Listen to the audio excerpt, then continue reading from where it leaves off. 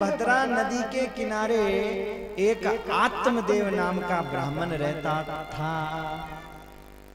सजनों, उस आत्मदेव नाम के ब्राह्मण, जो आत्मदेव नाम का ब्राह्मण था, उसके जीवन में वैसे तो कोई कमी नहीं थी, सब कुछ था, कोई कमी नहीं थी महाराज, सब कुछ भगवान का दिया हुआ था, लेकिन कोई संतान नहीं थी।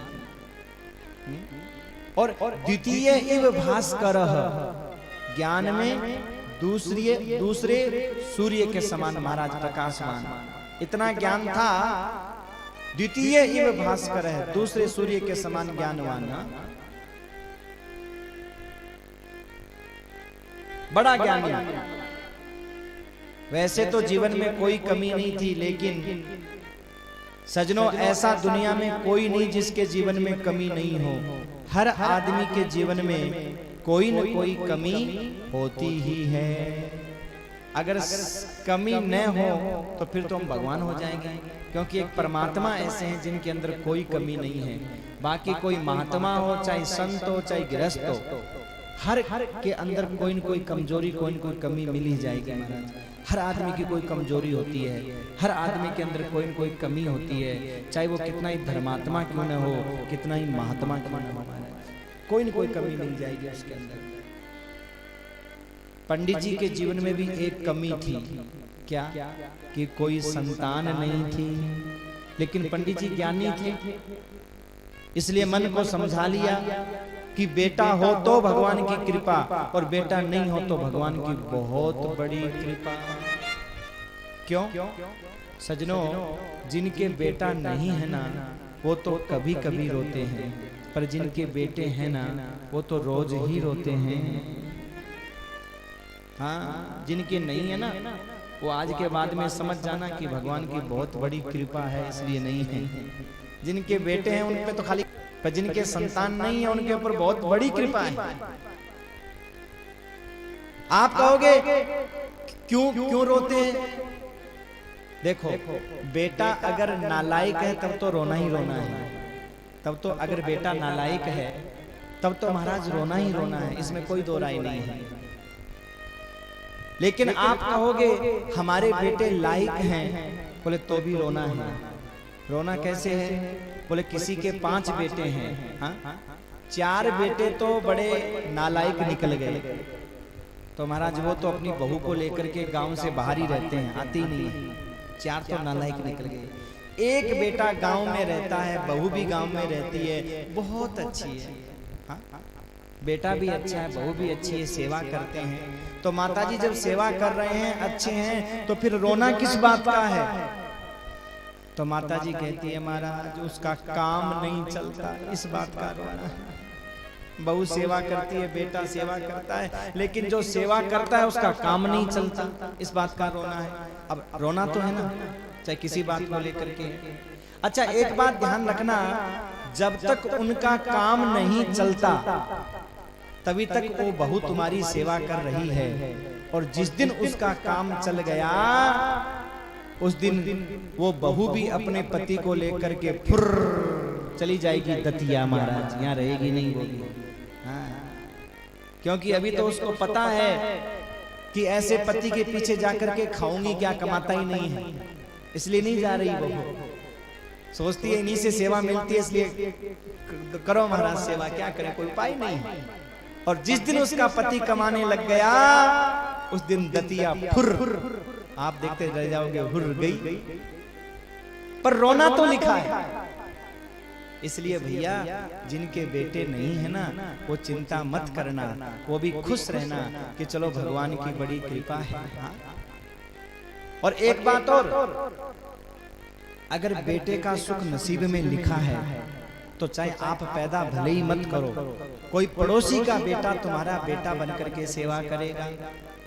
और बेटे का सुख अगर नसीब में नहीं लिखा है तो 10 पैदा कर लोगे तो भी लठ ही मारेंगे, सेवा नहीं करेंगे महाराज। जब सुख ही नहीं नसीब में तो दिलाना चाहिए। एक दिन की बात है, वो पंडित जी अपने घर में आम का पेड़ लगा रहे थे, तो आम का पेड़ लगा रहे थे तो पड़ोसी पंडित जी के पास आके कहते हैं, पंडित जी बड़े मुस्कुरा रहे हो, बड़े प्रसन्न हो, क्या बात है? तो पंडित जी कहते हैं, बात क्या होगी, बस खुश हैं। नहीं नहीं पंडित जी, ये आम का पेड़ क्यों लगा रहे हो? बोले आम का पेड़ इसलिए लगा रहे हैं कि हम इसके आम खाएंगे, इसलिए आम का पेड़ लगा रहे हैं।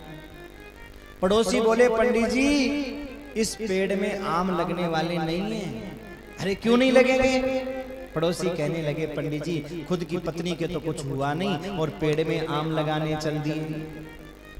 अब देखो, जिस बात को भूलना चाहते हैं पंडित जी को वही याद दिला देते हैं पड़ोसी, और पंडित जी फिर दुखी हो जाते हैं, मन फिर दुखी हो जाता है, हाय रे मेरे संतान नहीं। फिर कैसे तैसे समझाते हैं, भगवान की कृपा जैसी है जो है ठीक है, भगवान का नाम लो, ठाकुर जी अपने सब कुछ हैं, अपने को क्या करना है, दुनियादारी का क्या करना है, संतान का। एक दिन की बात है, पंडित जी गाय लेकर के आ रहे थे, बड़े मुस्कुराते मुस्कुराते। पड़ोसियों ने देखा, रे पंडित जी तो बड़े मुस्कुरा रहे हैं, पंडित जी गाय कहां से ले आए? बोले दे भाई गए थे। अच्छा, वहां जजमान ने गाय दे दी। अच्छा अच्छा अच्छा, तो ले आए, क्या करोगे? बोले दूध पिएंगे और क्या करेंगे। बोले पंडित कितने दिन दूध पियोगे? क्यों? ये गाय तुम्हारे यहाँ ब्याने वाली नहीं है। पंडित जी ने कहा क्यों नहीं ब्याएगी? पड़ोसी बोले, पंडित जी कितनी बार समझाएं, खुद की पत्नी के तो कुछ हुआ नहीं और गाय को ब्याने चल दिए पंडित जी। बस सजनों, जब बार बार वो बात पड़ोसियों ने याद दिलाई, पंडित जी ने वो गाय वहीं छोड़ दी और जंगल में चले गए। मैं तो मरूंगा, बिना संतान के जीवन बेकार है। दिग जीवनम प्रजाहीनम धिग्रहम च प्रजाम बिना धिग्धनम चानपत्यस्य धिक्कुलम संतति बिना। अरे मेरे कुल को, मेरे खानदान को धिक्कार है, मेरा संपत्ति होना भी बेकार है, ये मेरा जीवन भी बेकार है। संतानहीन कोई जीवन होता है क्या? सजनों, ज्ञान की पोटरी बांध करके पंडित जी ने एक किनारे रख दी, ज्ञान की पोटरी की गांठें नहीं खुली। देखो, ज्ञान तो अपने सब लोगों के पास में है, लेकिन ज्ञान की पोटली हम जब भी खोलते हैं, कब? जब दूसरे को ज्ञान देना हो तब। ज्ञान की पोटली हम अपने लिए कभी नहीं खोलते, तभी तो रोना है। अगर हर आदमी उस ज्ञान की पोटली को अपने लिए खोलने लग जाए तो रोना ही खत्म। महाराज, रोना किस बात का? रोना इसी बात का तो है कि हम दूसरे को तो ज्ञान दे सकते हैं, लेकिन अपने जीवन में ज्ञान लाना हो तो हम ज्ञान की पोटली नहीं खोलते। आप कहोगे कैसे? उदाहरण से बताओ, उदाहरण से समझो। मान लो किसी के घर में कोई घटना घट जाए, कोई आदमी चला गया, तो हम उसको क्या तो मर गया, अब तो धीरज धारण करनी पड़ेगी, उसके पीछे मरा नहीं जाएगा, अब अपने मन को तुम समझाओ, ऐसे उसको ज्ञान देंगे, है ना? अच्छा, वही घटना हमारे घर में घट जाए तब हम रोना शुरू कर देते हैं, कहां चला गया ज्ञान? हाँ? कल हम पड़ोस में जाके उपदेश कर रहे थे, उसको समझा रहे थे, और आज हमारे घर में वो घटना घट गई तो हम रो रहे हैं। और जो कल पड़ोसी रो रहा था ना, वो अपनी ज्ञान की पोटली साथ में लेके आता है और अपने को समझाता है। यानी सजनों, ज्ञान की पोटली हम दूसरे के लिए खोलते हैं, अपने लिए नहीं खोलते हैं। यही कारण है कि आज हर आदमी रो रहा है। पंडित जी महाराज ने भी अपनी ज्ञान की पोटली को बांध के ऊपर रख दिया और जंगल में मरने के लिए चल दिए। पंडित जी महाराज की मेरा जीवन तो बेकार है, मरूंगा। जंगल में गए, एक महात्मा से भेंट हुई तो महात्मा ने समझाया, देख पंडित जी, ये संसार के मोह में कुछ नहीं रखा। मुंचा ज्ञानम प्रजारूपम बलिष्ठा कर्मणो गति विवेकम तू समासाद्य त्यज संसार वासना। पंडित जी, ये संसार की मोह माया की वासना को छोड़ दो। कुछ नहीं रखा, न तो कुछ संतान में रखा और न कुछ अपने आप में रखा, न कुछ घरवाली में रखा, न कुछ किसी और में रखा। पंडित जी कहते हैं क्या करना, देखो महात्मा बन जाओ, सन्यास ले लो और भगवान का भजन करो। रे मुंचाद्य कुटुंबाश सन्यासे सर्वथा सुखम। रे मुंचाद्य कुटुंबासाम सन्यासे सर्वथा सुखम। ब्राह्मण देव ने कोई फिक्र है अपनी मस्ती में, हाँ आनंद में, हाँ? फकीरी में रहना महाराज, आनंद में रहना। तो आप तो सन्यासी बन जाओ, महात्मा बन जाओ। ब्राह्मण देवता कहने लगे बाबा जी आपको क्या पता गृहस्थी का क्या सुख होता है, आप तो बाबा आदमी हैं। महात्मा ने कहा क्या सुख होता है? बोले देखो पत्नी जब गरम गरम पकौड़ी बना करके लाती है, हलवा बना के लाती है और प्यार से कहती है लो जी थोड़ा मीठा मुंह करके देखो कैसा बना है। अब बाबा जी को कौन कहे कि मीठा मुंह करो और नमकीन मुंह करो? बाबा वैरागी क्या जाने पत्नी का सुख? अरे महात्मा जी जब छोटे छोटे बच्चे दौड़ करके आते हैं पापा जी करते हैं ना, हा मिश्री सी घुलती है, ऐसा लगता है वैकुंठ 1 फुट ही दूर रह गया है, वैकुंठ मिलने वाला है। आप क्या जानते? महात्मा जी बोले पंडित जी सुनो, मैं ये सुख जानूं या नहीं जानूं, लेकिन इस समय रो आप रहे हो, मैं नहीं रो रहा। भले मेरे पत्नी है या नहीं है, बच्चे हैं या नहीं है, लेकिन मैं अपनी मस्ती में हूँ और आप रो रहे हो। अगर तुम्हारी गृहस्थी इतनी ही अच्छी है तो फिर आप रो क्यों रहे हो? आपको रोना नहीं चाहिए। लेकिन पंडित जी मैं समझ गया, क्या फकीरी तुम्हारे बस की बात नहीं है। फकीरी तो अलबेलों का खेल होता है। फकीरी अलबेला रो खेल, फकीरी अलबेला रो खेल, फकीरी अलबेला रो खेल, फकीरी अलबेला रो खेल। अरे कायर सके ना झेल फकीरी, कायर सके ना झेल फकीरी, कायर सके ना झेल फकीरी, कायर सके ना झेल फकीरी। अलबेला रो खेल फकीरी, अलबेला रो खेल फकीरी, अलबेला रो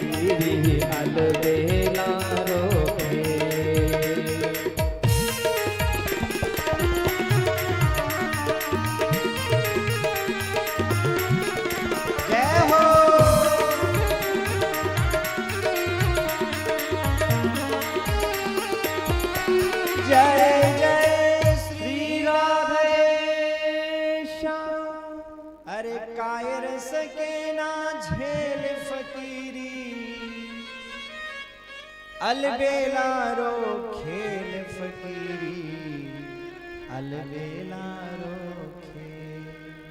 सजनों जीवन में महात्मा बनकर के जीवन निर्वाह करना हर किसी के बस की बात नहीं है। ये तो अलबेला ही कोई होता है जो अपने जीवन को ऐसे निकाल देता है। पंडित जी मैं समझ गया आप फकीरी धारण नहीं कर सकते, लेकिन मैं आपको बता दूं, क्या मैं आपके माथे की रेखाओं को देख करके और आपके 7 जन्म का मैं ज्ञान कर पा रहा हूं कि इस जन्म की बात छोड़ दो, 7 जन्मावधि तव पुत्रो नहीं बचे। तुम्हारे 7 जन्म तक कोई बेटा नहीं हो सकता, संतान नहीं हो सकती। पंडित जी कहने लगे, हे महात्मा जी, अब या तो कुछ दे दो और नहीं तो कुछ ले लो। महात्मा जी बोले, तुम क्या दोगे? तुम तो खुद रो रहे हो, क्या दोगे? तो पंडित जी कहते हैं, ब्राह्मण हूं और आपने मेरी आशा को तोड़ दिया, अब चरणों में सर पटक पटक के मरूंगा और ब्राह्मण की ब्रह्म हत्या महात्मा जी आपको लगेगी। अरे मेरे को क्यों लगेगी? बोले, महाराज आशा बहुत बड़ी चीज होती है, भले ही मेरे संतान नहीं होती, पर आप ये कह देते कि हाँ हो जाएगी हो जाएगी, तो मैं उस आशा के सारे जीवित रह जाता। लेकिन आपने तो 7 जन्म की आशा तोड़ दी, अब ये बताओ मैं किसके सारे जीवित रहूं? इसलिए आपके चरणों में सर पटक पटक के मरूंगा, ब्रह्म हत्या आपको लगेगी। महात्मा जी ने मन में सोचा, अब क्या करूं? रास्ते से जा रहा था, फोकट में उड़ते तीर ले लिए, अब अगर ये ब्राह्मण मर गया तो ब्रह्म हत्या का दोष मुझे लगेगा, क्या करूं? तो महात्मा जी ने कहा, देखो पंडित जी, मरो मत, नहीं तो फिर मुझे दे दो, नहीं मरूं तो बेटा दे दो। तो कहा, ठीक है, ऐसा करो, ये फल लो, हाँ, और अपनी पत्नी को दे देना, तुम्हारे संतान हो जाएगा। पंडित जी बड़े खुश हुए, वाह बाबा जी आ गए हमारे चक्कर में, देखा बड़े बोल रहे थे संतान नहीं है, 7 जन्म तक नहीं, ले लो, अब तो इसी जन्म में संतान हमारे हो। फल लेकर के पंडित जी चलने लगे, तो महात्मा जी ने कहा, सुनो सुनो सुनो, क्या? अपनी पत्नी को कुछ नियम बता देना अगर अच्छी संतान चाहिए तो। और सजनों, ये नियम केवल पंडित जी की पत्नी के लिए नहीं है, ये हर उस माता बहन के लिए है जिसको अच्छी संतान चाहिए। और वो नियम क्या है?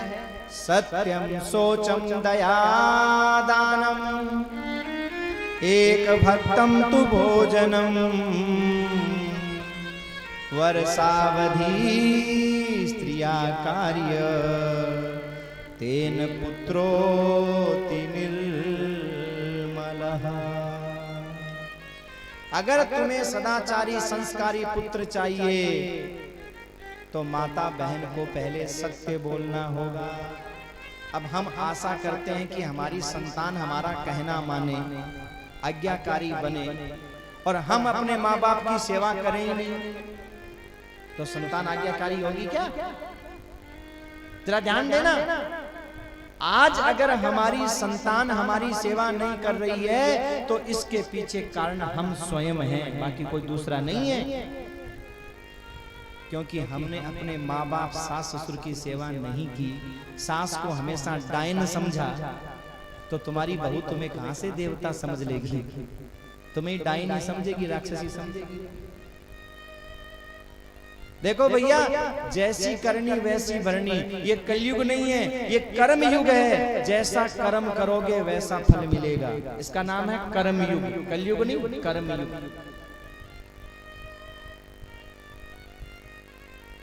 जैसा कार्य करोगे वैसा महाराज फल मिलेगा। हम चाहते हैं हमारा बेटा कभी शराब नहीं पिए, गुटखा नहीं खाए। हम चाहते हैं, कौन बाप ऐसा होगा जो ये नहीं चाहता कि मेरा बेटा ये पान बीड़ी सिगरेट से दूर रहे? कौन बाप ऐसा होगा? नहीं होगा। सब बाप यही चाहते हैं कि मेरा बेटा, अरे यहाँ तक कि हम अपनी बेटी के लिए वर खोजते हैं ना, तो उसमें भी लोग यही कहते हैं, महाराज पीने वाला नहीं होना चाहिए, ये गुटके गाटके का, ये सिगरेट का शौक नहीं होना चाहिए। और खुद महाराज दिन में 50 पुड़िया खा जाता है, 20 सिगरेटें पी जाता है, और 2-4 बोतलें लगा जाता है, और कहता क्या है? पीने वाला नहीं होना चाहिए। तो वो तो तेरा बाप निकलेगा भाई, तू जब ऐसा है तो वो भी ऐसा ही मिलेगा। आपने वो कहानी सुनी है ना, कथा सुनी है ना, कि एक संत के पास में एक माताजी अपने बच्चे को लेकर के गई और कहा, महात्मा जी ये मेरा बच्चा गुड़ बहुत खाता है। तो महात्मा जी ने कहा, माताजी 1 महीने बाद आना, फिर बताऊंगा, फिर समझाऊंगा। 1 महीने बाद में माता जी अपने बच्चे को लेकर के गई तो बाबा जी ने कहा, बेटा गुड़ नहीं खाना चाहिए, ज्यादा गुड़ खाने से पेट में कीड़े पड़ जाते हैं, बेटा नुकसान करता है, गर्म करता है। ऐसे करके उसको उपदेश दिया। तो वो माता जी बोली, बाबा जी जो उपदेश आज आप दे रहे हो, ये उपदेश आप 1 महीने पहले भी तो दे सकते थे। तो बाबा जी बोले, माता जी उस समय मैं भी गुड़ खाता था, मुझे भी बहुत अच्छा लगता था, इसलिए मैं उपदेश कैसे करता। 1 महीने मैंने गुड़ को छोड़ा है और अब तेरे बेटे को उपदेश कर रहा हूं। यानी सज्जनों, अगर आप चाहते हो कि आपकी संतान इस नशे पते से दूर रहे तो पहले स्वयं नशा पता छोड़ो, चाहे वो बीड़ी का हो, चाहे वो गुटखे का हो, चाहे वो सिगरेट का हो, पहले स्वयं छोड़ो। आज हमारी पीढ़ियां खराब हो रही हैं। आप लोग जो बुजुर्ग हैं, बड़े हैं, इनकी तो मशीनरी में जान थी, ताकत थी मशीन में, शरीर में, तो गुटखा और बीड़ी झेल गए। लेकिन जो तुम्हारी संतान की संतान पैदा हो रही है ना, उसमें वो जान नहीं है, वो तो बिस्कुट और ब्रेड की औलाद है, चाय की औलाद है। और चाय पीने वाले की औलाद में जान नहीं होती मेरे भाई। और रही सही है गुटखा बीड़ी, वो कैसे झेल पाएंगे। इसलिए अपने जीवन में कथा सुन रहे हो, परिवर्तन जरूर लाना, जरूर लाना परिवर्तन। अगर अपनी संतान को सही रास्ते पे लेके चलना चाहते हो तो, और नहीं तो सजनों, ये जो अनमोल जिंदगी मिली है, इसको हमने व्यर्थ गंवा दिया, व्यर्थ गंवा दिया। अनमोल तेरा जीवन यूं ही गंवा रहा है, अनमोल तेरा जीवन यूं ही गंवा रहा है, अनमोल तेरा जीवन यूं ही गंवा रहा है, अनमोल तेरा जीवन यूं ही गंवा रहा है। किस ओर तेरी मंजिल, किस ओर जा रहा है, किस ओर तेरी मंजिल, किस ओर जा रहा है, अनमोल तेरा जीवन यूं ही गंवा रहा है, अनमोल तेरा जीवन यूं ही गंवा, अनमोल तेरा जीवन। भैया थोड़ी आवाज को साफ करो, आवाज भर भर भर भर आवाज हो रही है। इन हॉर्नों को बंद कर दो, या तो लौट के मेरे पास आवाज आ रही है, ऐसा लग रहा है मेरे को। ये हॉर्न बंद करो, ये हॉर्न बंद करो एकदम।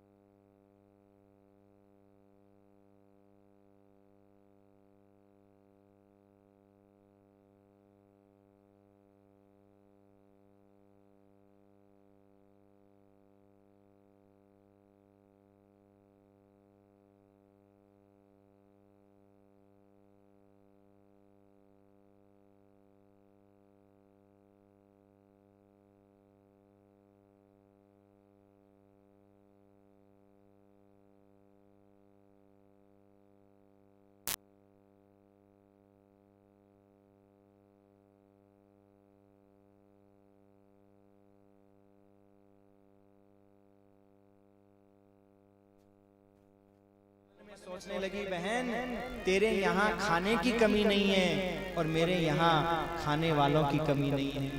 इसकी बहन के 7-8 बच्चे थे, इसके यहाँ एक ही बच्चा नहीं था।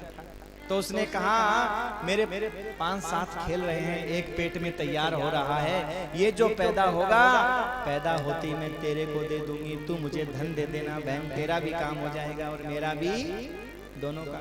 अच्छा, भगवान की बड़ी विचित्र स्थिति है सज्जनों, कभी गौर करना कि जहां बहुत सारा धन है ना, पैसा है ना, वहां पर बच्चे जल्दी से नहीं आते।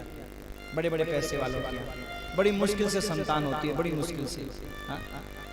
जहां जाड़ है वहां चना नहीं है, और जहां चना है वहां जाड़ नहीं है, तो क्या काम का चना बना है?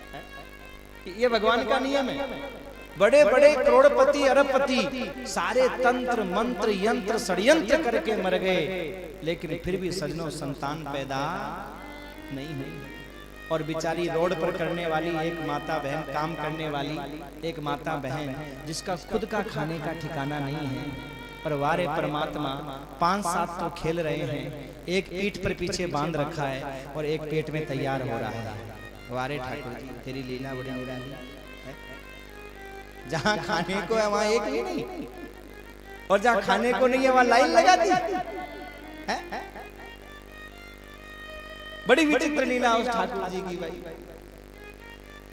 तो धुंधली की बहन कहती है बहन तेरे यहाँ खाने की कमी नहीं है, मेरे यहाँ खाने वालों की कमी नहीं है, तो अब की बार जो पैदा होगा मैं तेरे को दे दूंगी, चिंता मत कर, तू जीजाजी को दिखा देना, जीजाजी सीधे आदमी है। उसने कहा ये ठीक है। तो वो 9 महीने तक पंडित जी को मूर्ख बनाती रही। 9 महीने बाद जब उसकी बहन के बेटा हुआ तो उसने ला करके पंडित जी को दिखा दिया। पंडित जी बड़े प्रसन्न हुए, और वो जो फल था ना महात्मा का दिया हुआ, वो फल गाय को खिला दिया।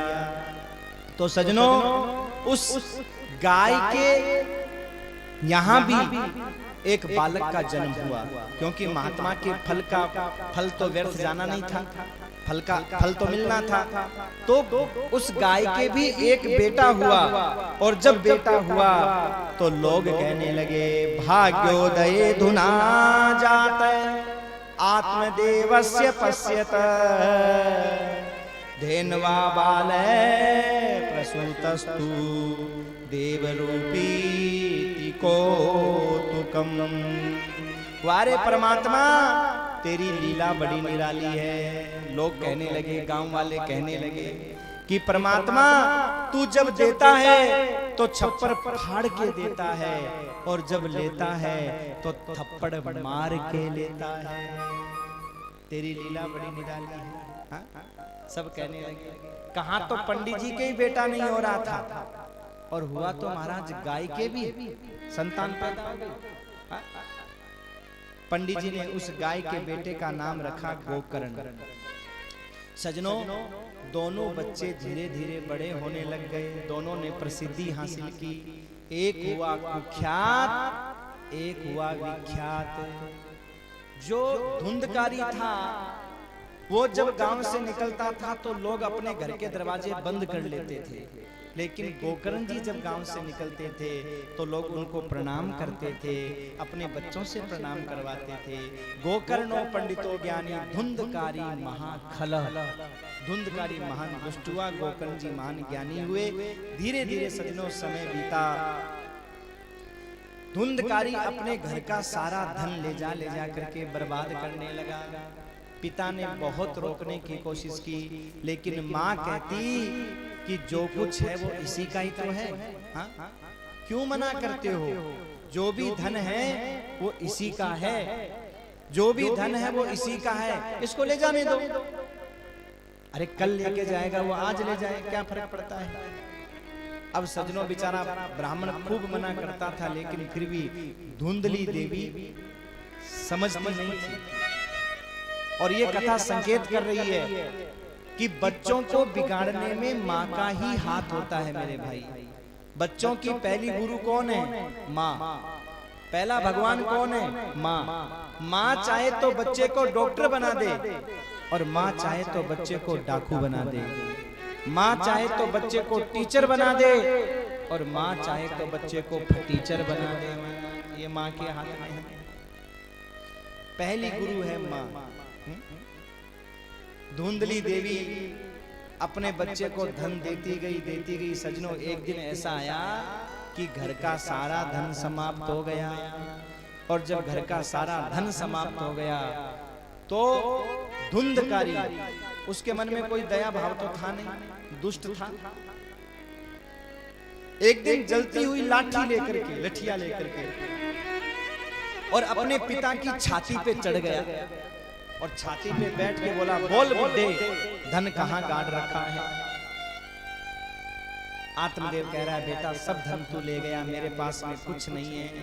अच्छा बुड्ढे, झूठ बोल रहा है, अपना बुढ़ापा सुधारने के लिए धन गाड़ करके बैठा है। यहाँ मेरी जवानी बिगड़ी जा रही है और तू अपना बुढ़ापा सुधारने के चक्कर में है। मुझे सब पता है, बोल धन कहाँ पर है? और जलती हुई लाठी से मारने लगा। और जब जलती हुई लाठी से मारने लगा तब महात्मा की बात याद आई कि नसीब में अगर बेटे का सुख नहीं है तो चाहे कितने भी बेटा पैदा कर लो, इंसान को दुखी होना ही पड़ता है। और अगर बेटे का सुख है तो एक बेटा, अगर बेटे का सुख है और एक भी बेटा नहीं है तो भी पड़ोसी का बेटा तुम्हारा बेटा बन करके सेवा करेगा। महात्मा की बात याद आई, लेकिन अब क्या करें, रो रहे हैं। कोई तिष्ठामि कोई गच्छामि को में दुखम व्यपोहये प्राणास्त्यजामि दुखेन हा कष्टम मम संस्थितम। कहाँ जाऊं, क्या करूं? अगर प्राण निकल जाए तो इतना दुख नहीं हो जितना आज औलाद की मार से दुख हो रहा है। सजनों, सारी दुनिया को जीतने वाला व्यक्ति भी अगर कहीं हारता है तो अपनी औलाद के आगे हारता है। चाहे कितना ही बड़ा पहलवान क्यों न हो, कितना ही बड़ा ज्ञानी क्यों न हो, कितना ही बड़ा ध्यानी क्यों न हो, लेकिन सजनों जब उसकी औलाद घुटना तोड़ती है ना तो आदमी अपने पैरों पर खड़ा नहीं रह सकता। जब औलाद घुटने तोड़ती है तब सारी दुनिया का न्याय करने वाला न्यायाधीश अपने घर का न्याय आज तक नहीं कर सका। हा? वो भी जब घर में आता है तो उसकी न्याय की पोथी बंद हो जाती है, कुछ बोल नहीं पाता। सारी दुनिया का न्याय करने वाला। सबसे बड़ी मार होती है वक्त की, लेकिन वक्त से बड़ी भी कोई मार है तो वो है औलाद की। आप चाहे धन कितना भी कमा लेना, कितनी बड़ी बड़ी फैक्ट्रियां लगा लेना, कितने बड़े बड़े दुकानें, बिजनेस, व्यापार, कितना भी बड़ा आप बिजनेस कर लेना, लेकिन अगर तुम्हारी औलाद संस्कारी नहीं बन सकी तो तुम्हारा जीवन व्यर्थ है मेरे भाई। कोई धन का मतलब नहीं है। आज धन कमाने में तो हमारा ध्यान है, लेकिन संतान को संस्कारी बनाने में हमारा ध्यान नहीं है। और इसलिए हर माँ बाप दुखी है आज, हर माँ बाप आज कष्ट में है, क्योंकि संतान संस्कारी नहीं बन पा रही है मेरे भाई। टीवी माता जो सिखाती है ना, पहले दादी अम्मा बच्चों को ध्रुव प्रहलाद की कहानियां सुनाती थी तो बच्चों में संस्कार आते थे ध्रुव प्रहलाद जैसे। अब बच्चे बचपन से ही कार्टून देखते हैं टीवी में। अब दादी है तो टीवी, और अगर माँ है तो टीवी, और अगर नानी है तो टीवी, जो कुछ है वो टीवी है। और टीवी में महाराज बच्चे कार्टून देखते हैं, कार्टून देखते हैं तो बच्चे कार्टून जैसे ही बन जाते हैं और वो माँ बाप की सेवा नहीं करते। आज के बच्चे संस्कारी नहीं बन पाते। और सजनों, औलाद की मार दुनिया में सबसे बड़ी मार है। उसे वक्त भला क्या मारे जिसको औलाद ने मारा, उसे वक्त भला क्या मारे जिसको औलाद ने मारा। औलाद की खातिर इंसान फिरता है मारा मारा, औलाद की खातिर इंसान फिरता है मारा मारा।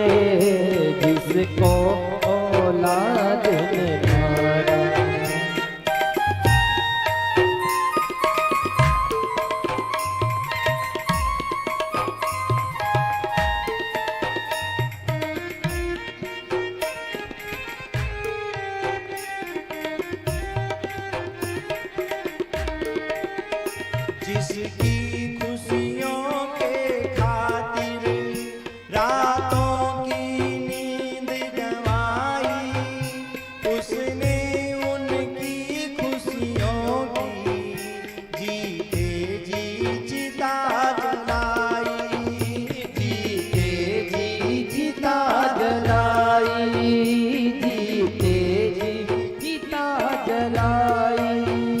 जिसको चाहा था उन्होंने इस जान से ज्यादा प्यारा, उसे वक्त भला क्या मारे, जिसको औलाद मारा, उसे वक्त भला क्या मारे, जिसको औलाद ने मारा। औलाद की खातिर इंसान फिरता है मारा मारा, औलाद की खातिर इंसान फिरता है मारा मारा। उसे वक्त भला क्या मारे, जिसको औलाद ने मारा, उसे वक्त भला क्या मारे जिसको औलाद ने मारा।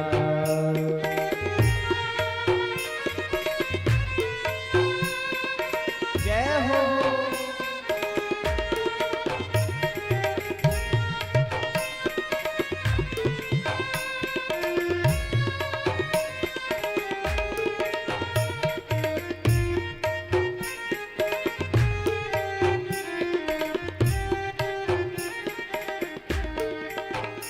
माँ बाप की इस ममता का तूने कैसा कर्ज चुकाया, जिसने तुझे जन्म दिया है उनको तूने ठुकराया, उनको तूने ठुकराया, उनको तूने ठुकराया।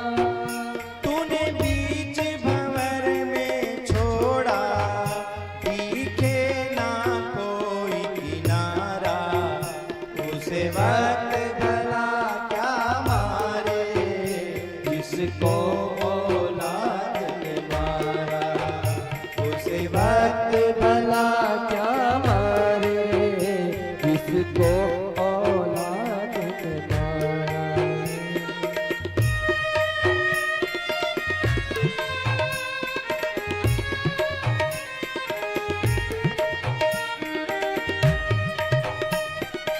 जय हो।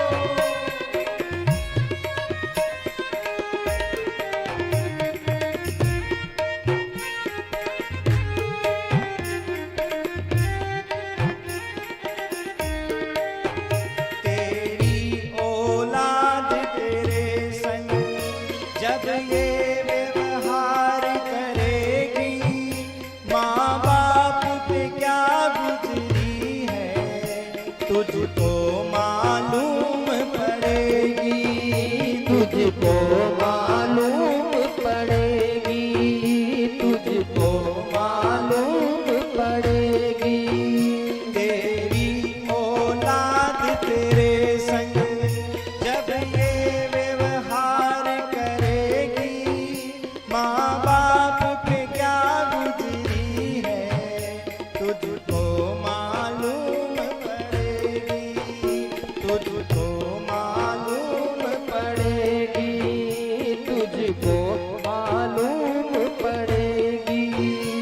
उस दिन तू पछताएगा, भटकेगा मारा मारा, उसे वक्त भला क्या मारे, जिसको औलाद ने मारा, उसे वक्त भला क्या मारे जिसको औलाद ने मारा। जय जय श्री राधे श्याम। ऐसे नहीं, अच्छे से महाराज। जय जय श्री राधे श्याम। उसे वक्त भला क्या मारे जिसको औलाद ने मारा। औलाद की खातिर इंसान फिरता है मारा मारा, उसे वक्त भला क्या मारे जिसको औलाद ने मारा। जिसकी खुशियों के खातिर रातों की नींद गंवाई और उसने उनकी खुशियों की जीते जी चिता जलाई। जिसके लिए न जाने क्या क्या किया, जिसको चाहा था उन्होंने इस जान से ज्यादा प्यारा, उसे वक्त भला क्या मारे जिसको औलाद ने क्या नहीं किया।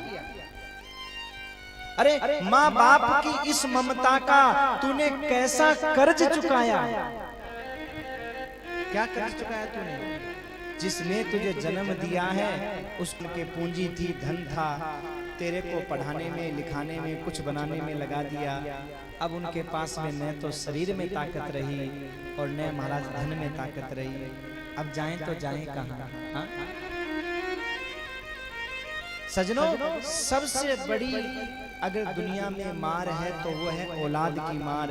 वही पंडित जी आज अपने मन में सोच रहे हैं, क्या करूं, कहाँ जाऊं। क्व तिष्ठामि क्व गच्छामि को में दुखम व्यपोहयेत, प्राणास्त्यजामि दुखेन। आत्मदेव कहते हैं अगर प्राण निकल जाए तो इतना दुख नहीं हो जितना आज औलाद की मार से महाराज दुख हो रहा है। औलाद से मैं दुखी हो रहा हूं। रो रहे थे, उसी समय गोकर्ण जी का आगमन हो गया। बोलो गोकर्ण जी महाराज की जय। गोकर्ण जी ने आत्मदेव को बहुत सुंदर ज्ञान दिया है सजनों। यहाँ पर इसे कहते हैं गोकर्ण गीता। जैसे महाभारत में कृष्ण गीता है, ऐसे ही भागवत के महात्म्य के चौथे अध्याय के और 74वें श्लोक से महाराज गोकर्ण गीता का प्रारंभ होता है। गोकर्ण जी अपने पिता को उपदेश देते हैं, पिताजी असारे खलु संसारो दुख रूपी विमोहकः, सुतः कस्य धनम कस्य स्नेहावान चलते निशम।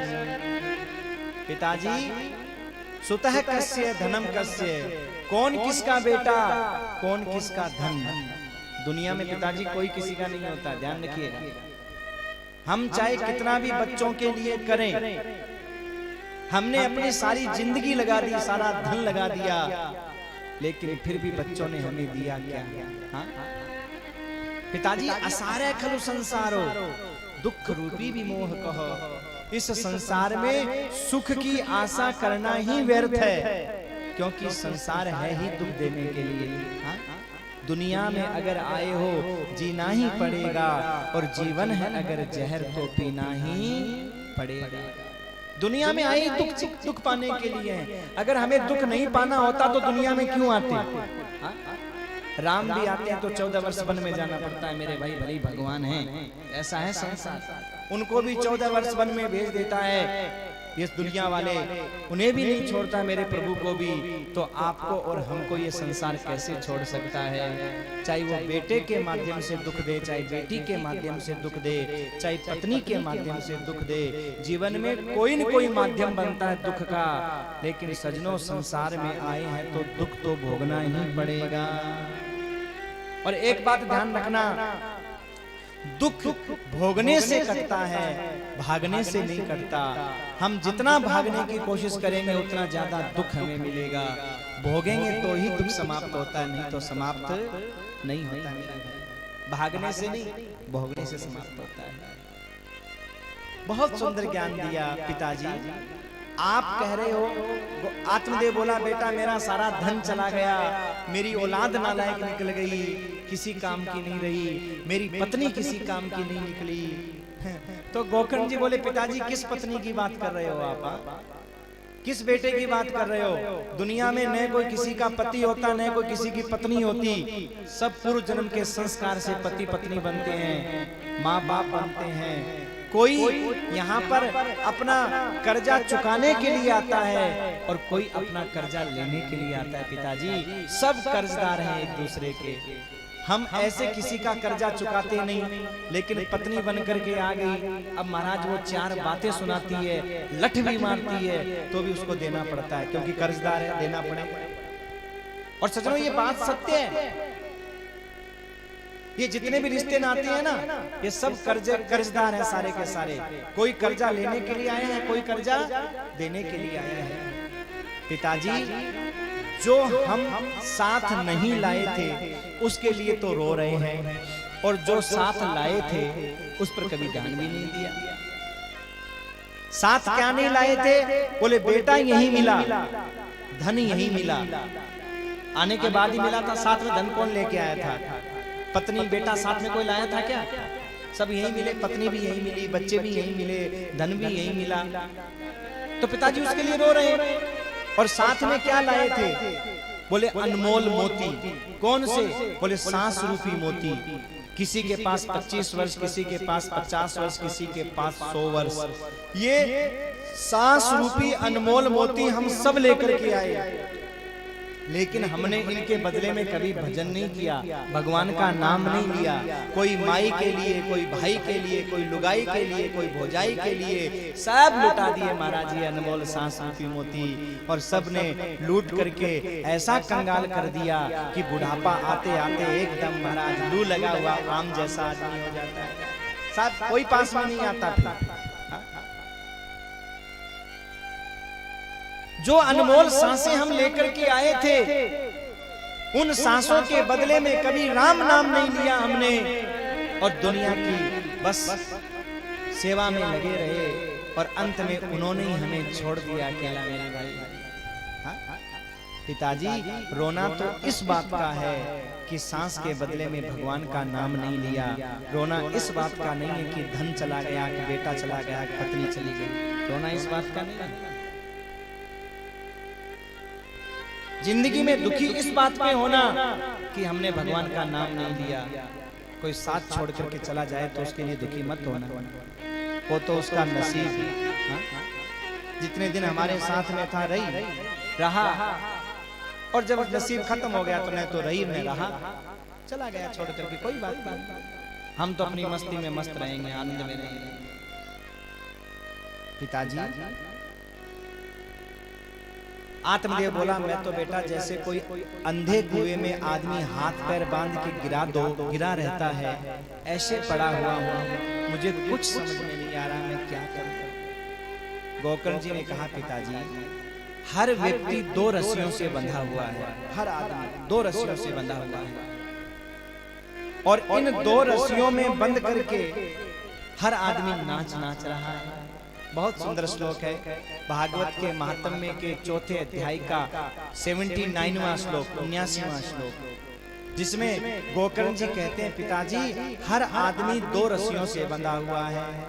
देहस्ति मांस रुधिरे विमतिम त्यजत्वम जाया सुतादिषु सदा ममतां विमुञ्चः। पश्यानिशं जगदिदं क्षणभङ्गनिष्ठं वैराग्यरागरसिका भवभक्तिनिष्ठः। पिताजी, हर आदमी 2 रस्सियों से बंधा हुआ है। पहली रस्सी का नाम है अहमता। अहमता माने मैं कुछ हूँ, मैं ज्ञानी, मैं ध्यानी, मैं राजा। ये पहली रस्सी से आदमी बंधा हुआ है। पिताजी, इंसान ये नहीं सोचता कि शरीर में मैं है क्या है मैं। ये आंख में है, नाक में है, कान में है, हाथ में है, ये मैं है क्या? मैं के चक्कर में आदमी अपनी गर्दन कटवा लेता है, लेकिन अपनी मैं को नहीं छोड़ता महाराज। भली गर्दन कट जाए पर मेरी मैं नहीं छूटेगी। क्या है मैं?